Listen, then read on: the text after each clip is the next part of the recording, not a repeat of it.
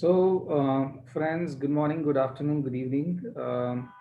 आप प्लीज़ मेरा greeting accept करें एज पर द टाइम आपने ये वीडियो स्टार्ट किया है। मेरा नाम दर्शन शाह है और मैं नैशा इन्वेस्टमेंट्स का ओनर हूँ और हमारा टैगलाइन है we place our customers first. Customer के बेनिफिट्स को हम हमेशा पहले रखने की कोशिश करते हैं। अगर हम उनके बेनिफिट्स को केटर पहले कर लेंगे तो डेफिनेटली वो हमारे इंटरेस्ट को भी केटर ज़रूर करेंगे, क्योंकि at the end of the day business has to be a win win situation. ये नहीं हो सकता है कि हम कमा लें और आपका नुकसान हो, राइट? तो ऑन दैट नोट आगे बढ़ते हैं। ये प्री लाइसेंस ट्रेनिंग है ऑफ एडवाइजर्स इंश्योरेंस कोर्स 38। ये नैशा इन्वेस्टमेंट्स के लर्निंग एंड डेवलपमेंट टीम ने ये पर्टिकुलर प्रेजेंटेशन प्रिपेयर किया हुआ है और मैं इसको रन थ्रू कर रहा हूँ।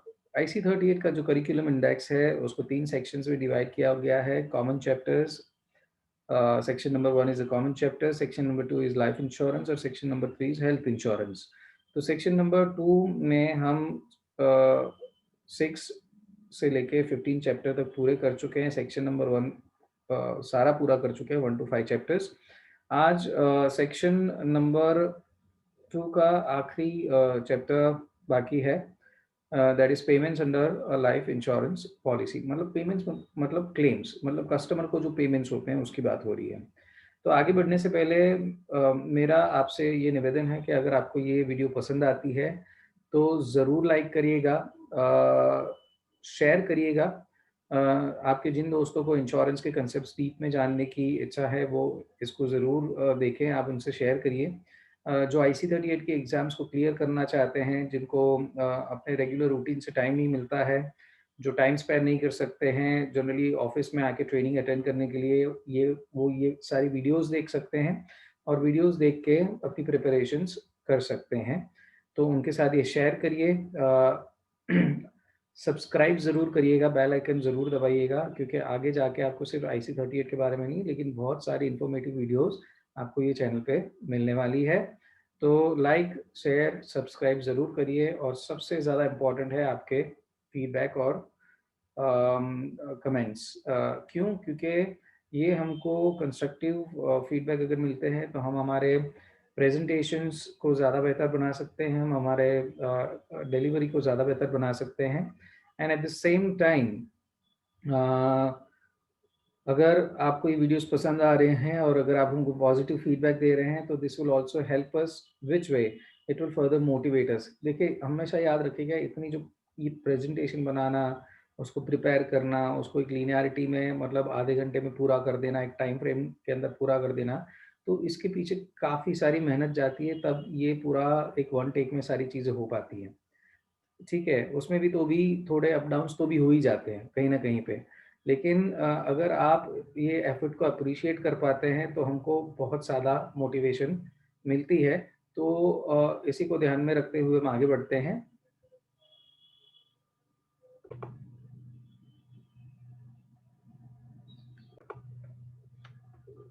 तो चलिए आगे बढ़ते हैं।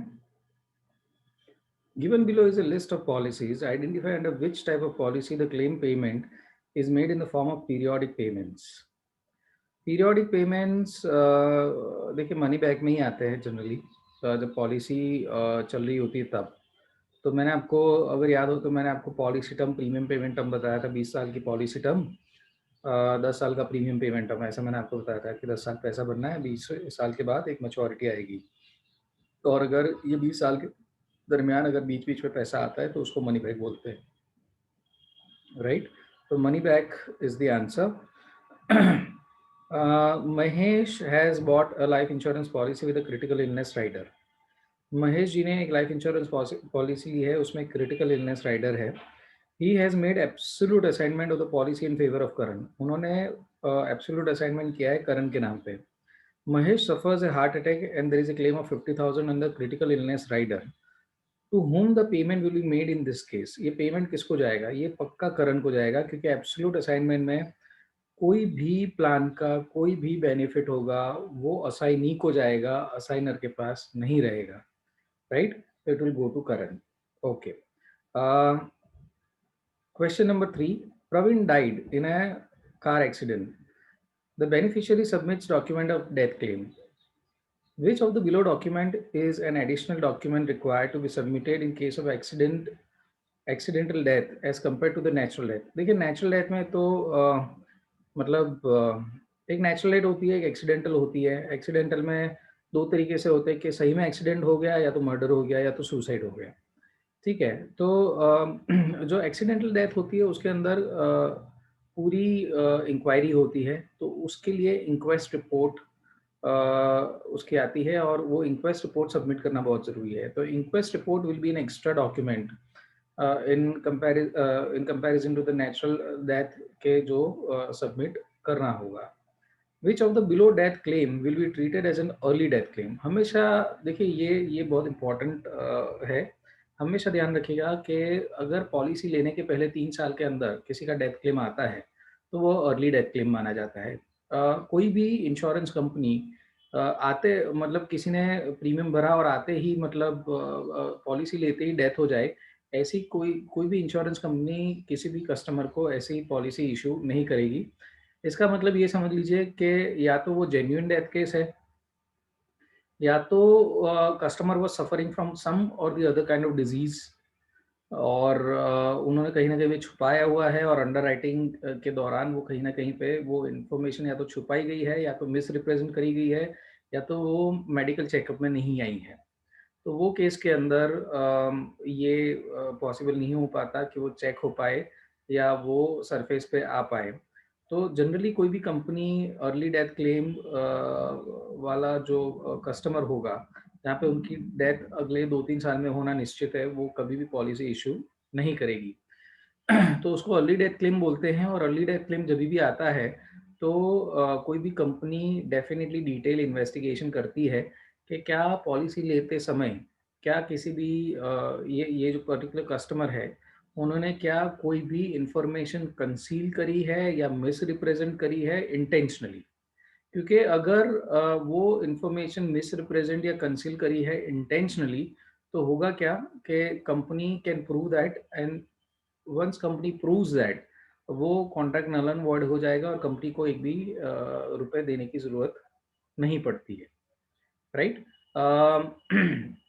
तो ये बेसिकली अर्ली डेथ क्लेम पहले 3 साल के अंदर जो आते हैं पॉलिसी लेने के तुरंत बाद उसको अर्ली डेथ क्लेम बोलते हैं। तो the answer is if the insured dies within the 3 years ऑफ policy term is called the early death claim. Question number 5, given below are some events that will trigger survival claims. अभी survival claims की जब बात आती है तो समझिएगा customer को मानने की जरूरत नहीं है। तो वो सर्वाइवल क्लेम्स कौन कौन से हो सकता है? Identify which of the below statement is incorrect. तो सर्वाइवल क्लेम के बारे में जब बात आती है ना तो मतलब नीचे दिए गए 4 ऑप्शन में से कौन सा एक स्टेटमेंट इनकरेक्ट है, बाकी के 3 सही होने चाहिए। Claim paid on the maturity of the term insurance policy. हाँ, पहला ही स्टेटमेंट इनकरेक्ट है। टर्म इंश्योरेंस पॉलिसी में मैच्योरिटी पे कोई अमाउंट दी नहीं जाती है। तो that's an incorrect statement, so the answer will be A, क्योंकि हमको इनकरेक्ट स्टेटमेंट ढूंढना है। चलिए बी, सी और डी देख लेते हैं क्या है। B, an instalment payable upon reaching the milestone under a money back policy. Definitely मतलब पॉलिसी के अंदर जब बीच बीच में पैसा मिलता है तो वो सर्वाइवल क्लेम में आता है। Claim paid for the critical illness covered under the policy as a rider benefit.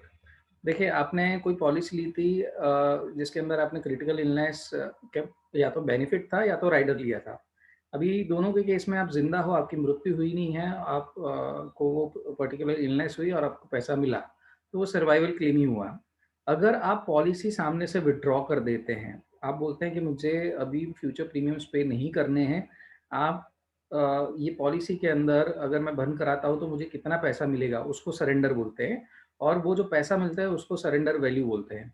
तो surrender value on the surrender of an endowment policy by the policy holder is also survival claim in a way, right? तो हमेशा याद रखिए कि survival claim किस किस को बोल सकते हैं। एक कि भाई मेच्योरिटी पे जो पैसा मिलता है वो, दूसरा मनी बैक के अंदर जो पैसा मिलता है वो, जो पीरियोडिकली जो पैसा मिलता है वो, तीसरा कि भाई आपने क्रिटिकल इलनेस का कोई बेनिफिट लिया है तो आपने पॉलिसी सरेंडर करवा ली है तो ये सारे सर्वाइवल क्लेम्स हैं।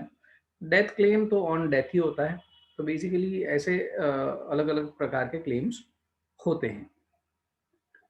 Okay. A payment made under a money back policy upon reaching a milestone will be classified under which type of claim? ये periodical survival claim में classify होगा. Periodical survival claim. देखिए ये मैं पहले के चैप्टर्स में भी बार बार इसके बारे में बात कर चुका हूँ, ये यहाँ पर रिपीट हो रहा है. तो ये अच्छी बात है क्योंकि ये आपके दिमाग में रजिस्टर होगा. जैसे ही रजिस्टर होगा तो आप इसको भूलेंगे नहीं. Okay. Question number 7. Shankar bought a 10-year unit-linked insurance plan. If he dies before the maturity of the policy, which of the below will be paid? देखिए generally ULIP plan is a market based plan. तो initially क्या होता है, आप जो premium पे करते हैं ना उसका 10 गुना या 11 गुना आपको इंश्योरेंस दिया जाता है. तो सी फॉर एग्जाम्पल आपने 1 लाख रुपए का प्रीमियम पे करा, आपको 11 लाख का इंश्योरेंस है. ठीक है, आपके 5 साल चले गए, आपने 5 लाख का प्रीमियम भर दिया है, लेकिन वो 5 लाख के प्रीमियम पे आपको रिटर्न्स अगर मिल रहे हैं तगड़े वाले, तो हो सकता है कि 5 साल के एंड तक आपका जो फंड वैल्यू, आपका इन्वेस्टमेंट प्लस एक्स्ट्रा जो कैपिटल गेन्स हुए हैं वो सब मिला के अभी की तारीख में वो रकम पहुंच गई हो डबल. अगर मार्केट बहुत तगड़ा और बहुत ही बढ़िया चल रहा है तो वो हो सकता है कि वो हो गया हो 12-13 लाख रुपए. अगर से फॉर एग्जाम्पल वो 12-13 लाख रुपए हो गया है, राइट, तो इन दैट केस एक बात खास समझने लायक ये होगी कि इंश्योरेंस था 11 लाख का, ठीक है, और फंड वैल्यू पहुंच गया है 13 लाख. अभी अगर ये समय पे डेथ होती है तो कस्टमर के घर पे क्या जाएगा, कस्टमर के घर पे फंड वैल्यू जाएगी. क्यों? क्योंकि 13 लाख की अमाउंट ज़्यादा है 11 लाख के कंपैरिजन में. दूसरी एक बात करते हैं कि से फॉर एग्जांपल कस्टमर ने पहला ही प्रीमियम पे किया है, 11 लाख का इंश्योरेंस है, 1 लाख के प्रीमियम पे इतना कैपिटल गेन तो नहीं हो सकता कि वो 11 लाख से ज़्यादा चला जाए. तो अगर एक ही प्रीमियम भरा है, कस्टमर की जेन्युइन केस में डेथ हो गई है, तो कस्टमर के फैमिली को सम एश्योर्ड मिलेगा 11 लाख का. तो मतलब जब भी डेथ होती है in case of ULIP plan, तो सम एश्योर्ड और fund value whichever is higher वो मिलता है. ये रजिस्टर कर लीजिए, हाँ, ये नोट कर लीजिए आपके बुक में कि फंड वैल्यू और जो मैंने जो ये एग्जांपल में जो 13 लाख की बात करी ना कि 5 प्रीमियम भरे हैं 5 लाख के और मार्केट एकदम बहुत ही बढ़िया चल रहा है जैसे अभी चल रहा है, तो वो हो सकता है 5 लाख का 13 लाख हो गया हो. तो 13 lakh is the fund value, जबकि सम एश्योर्ड इज 11 लैक्स. तो वो केस के अंदर जो भी हायर होगा ना दोनों में से हमेशा वो मिलेगा. सम एश्योर्ड मतलब बीमे की रकम या fund value whichever is higher वो हमेशा मिलता है. तो इसके अंदर answer will be higher of sum assured और फंड वैल्यू, दोनों में से जो भी हाई होगा वही मिलेगा. Question number 8. Based on the classification of claims early और non early, pick the odd one out. मतलब अर्ली की बात या नॉन अर्ली, इसमें जो कोई ऑड वन जो है ना वो आप अलग से उसको मतलब साइड पे निकालिए. Ramya dies after 6 months of buying a term insurance plan. Manoj dies after 1.5 years of buying a term insurance plan.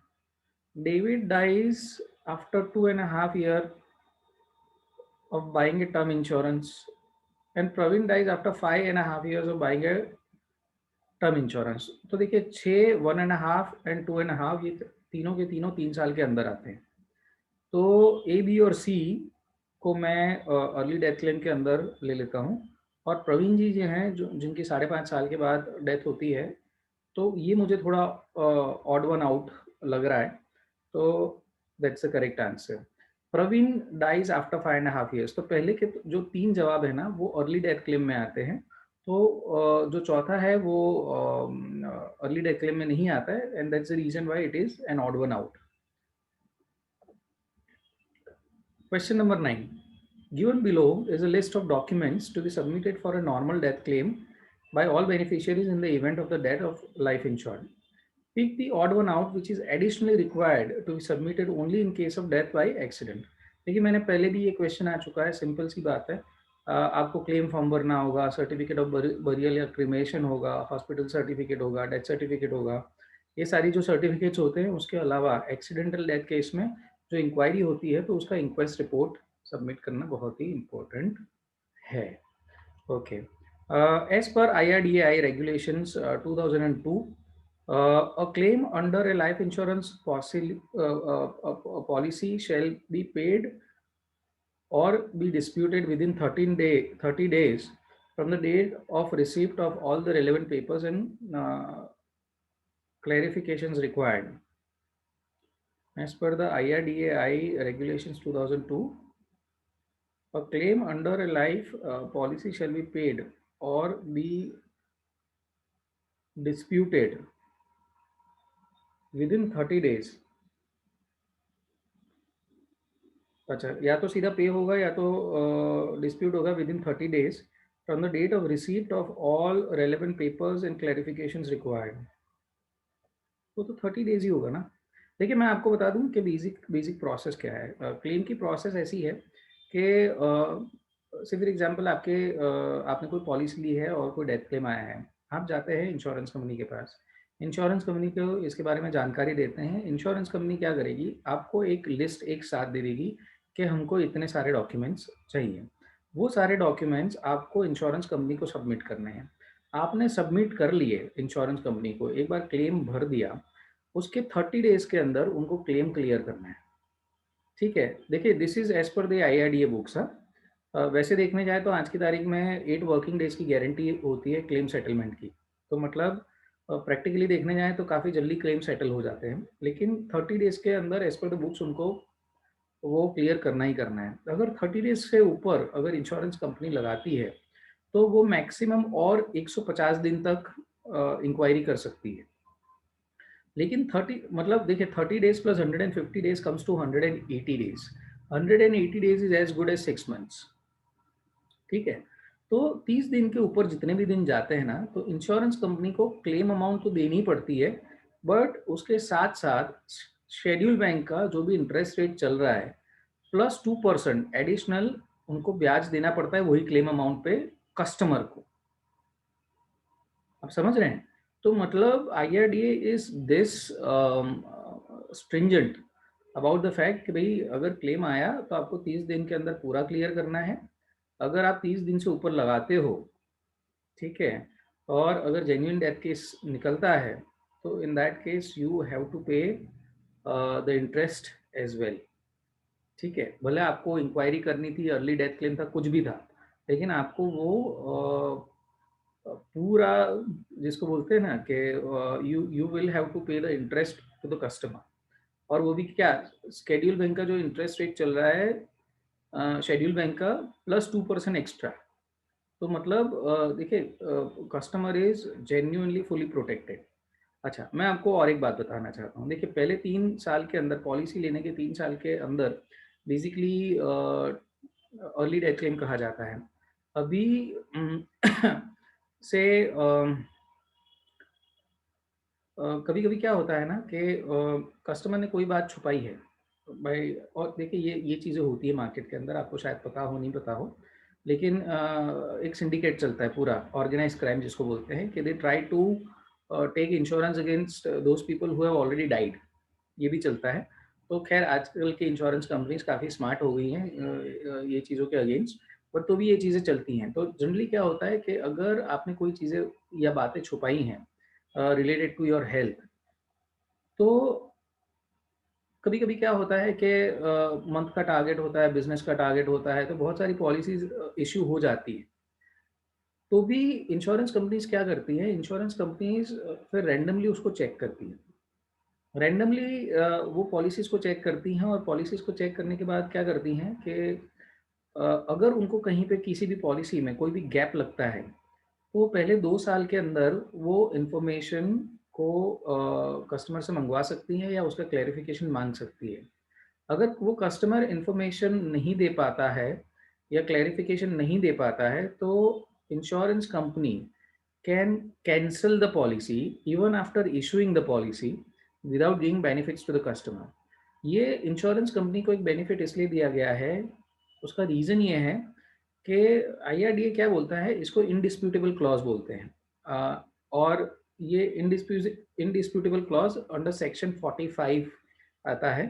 ये इंडिस्प्यूटेबल क्लॉज का मतलब क्या है कि भाई IRDA ये इंश्योरेंस कंपनी को कहता है कि देखिए आप जितनी भी पॉलिसी इश्यूज करते हैं ना, आप पहले 2 साल के अंदर अगर आपको किसी भी पॉलिसी में कोई भी डाउट है ना, तो पहले आप उसके रिलेटेड इन्फॉर्मेशन मंगवा लीजिए या क्लैरिफिकेशन मंगवा लीजिए। बाद में जाके आप ये मत बोलना कि भई आप वो पॉलिसी का क्लेम अगर आता है तो आप क्लेम दे नहीं सकते।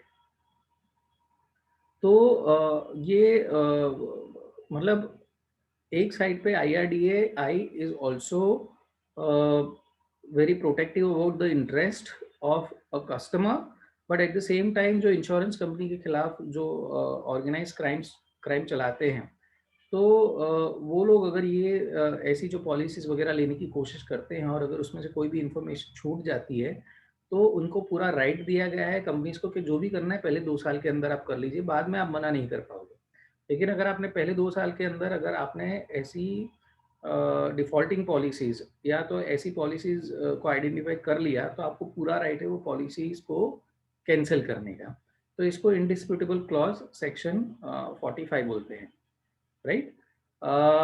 रेप्यूडिएशन ऑफ क्लेम एक ऐसी चीज़ है जहाँ पे अगर बाद में कंपनी को पता चलता है जनरली, तो कि भाई कस्टमर ने कोई इन्फॉर्मेशन ऐसे छुपाई थी, तो वो generally contract null and void हो जाता है, लेकिन उसके सामने ये indisputable clause is more safer for the insurance companies, वरना इंश्योरेंस कंपनीज पे थोड़ा ज़्यादा प्रेशर होता है कि नहीं आपको तो क्लेम पे करना ही करना पड़ेगा। आपने पहले 2 साल के अंदर इसका ध्यान क्यों नहीं रखा अगर आपको कोई डाउट था तो, राइट। तो this is how the claim goes, the claim chapter goes. मैं फिर से रिपीट करता हूँ, मैच्योरिटी मतलब पॉलिसी के अंत में जो पैसा आता है उसको मैच्योरिटी क्लेम बोलते हैं। पॉलिसी के दौरान जो बीच बीच में पैसा आता है उसको पीरियोडिक और सर्वाइवल क्लेम बोलते हैं। अगर आप पॉलिसी को बंद करा देते हैं सामने से, तो उसको सरेंडर क्लेम बोलते हैं। अगर आपको पॉलिसी के अंदर कोई क्रिटिकल बेनिफिट है, इलनेस का बेनिफिट है, तो वो भी सर्वाइवल बेनिफिट के में ही आता है। और एक होता है डेथ क्लेम। तो इस प्रकार के क्लेम्स होते हैं। आई होप कि आपको ये वीडियो काफ़ी जानकारीप्रद लगा होगा और आपको ये वीडियो पसंद आया होगा। अगर आपको ये वीडियो पसंद आया हो तो ज़रूर लाइक करें, शेयर करें, सब्सक्राइब करें और आपके जो कमेंट्स हैं वो हमारे लिए बहुत ही इम्पोर्टेंट है, कमेंट बॉक्स में ज़रूर छोड़ें। आपके जो कमेंट्स होते हैं वो हमको मोटिवेट करते हैं to work towards a positive direction. तो really looking forward to your comments. अगर पॉजिटिव कमेंट्स है तो वो हमको एनकरेज मोटिवेट करेंगे। अगर आपको वीडियो पसंद नहीं आई हैं तो आप प्लीज़ कंस्ट्रक्टिव फीडबैक दें। आपके कंस्ट्रक्टिव फीडबैक के अनुसार हम हमारे वीडियोस के अंदर चेंजेस करते रहेंगे। So on that note, thank you so much. See you. Bye bye.